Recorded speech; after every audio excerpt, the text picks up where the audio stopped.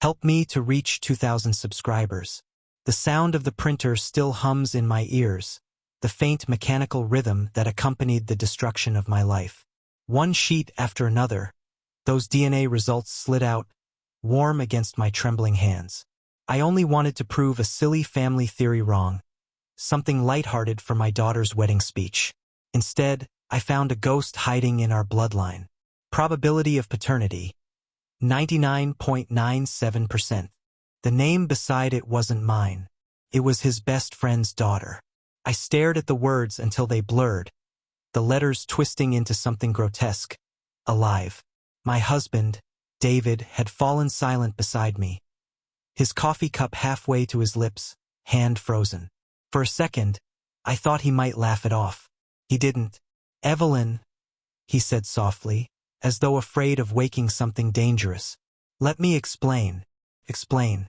30 years of marriage, 3 children, 1 shared mortgage, and 1,000 quiet mornings." And he wanted to explain. I didn't answer. I just kept staring at the paper, the ink bleeding slightly where my tears fell. The living room felt smaller, air thick with old perfume and betrayal. On the shelf, a framed photo of the 4 of us smiled back. And in the corner, one more photo, our friends Mark and Lila, holding their daughter Sophie. Sophie, whose first birthday I helped decorate for. Sophie, who used to call me Aunt Eve. My stomach twisted violently. I pressed a hand to my mouth and whispered, "Oh God!" David set down his mug. The clink was deafening. "It was before you and I were serious," he started, voice cracking. "It was one night, before the engagement, before anything. 30 years ago, David?" My voice rose, sharp, splintered. "And you never told me she might be yours?" He swallowed hard. "Lila didn't want anyone to know. She was married to Mark by then. It was supposed to be forgotten." Forgotten. The word stung. Forgotten like an old receipt, not like a child. My chest burned, air scraping in my lungs.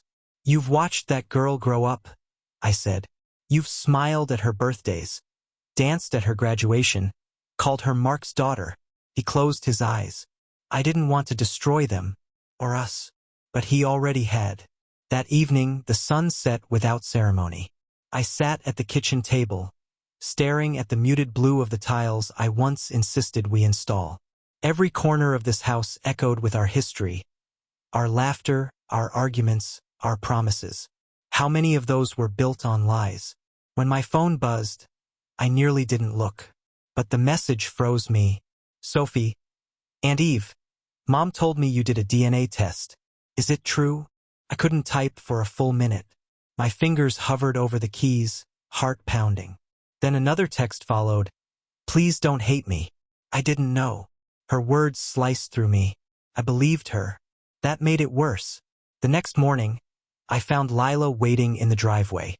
Her hair was perfectly brushed, but her hands shook as she lit a cigarette. She hadn't smoked in years. "I told him not to tell you," she said quietly. "And why is that, Lila?" I asked. "Because I didn't want to lose everything," she said. "Mark thought she was his, and she was in every way that mattered. You would have looked at her differently. Everyone would have." Her voice trembled, but her eyes, those clear blue eyes, met mine without flinching. "I made my peace with it," she continued. "You should too. It was a long time ago." "Peace?" I laughed bitterly. "You made peace by watching me hug your child, year after year, knowing she was his?" Tears filled her eyes. "It wasn't supposed to come out.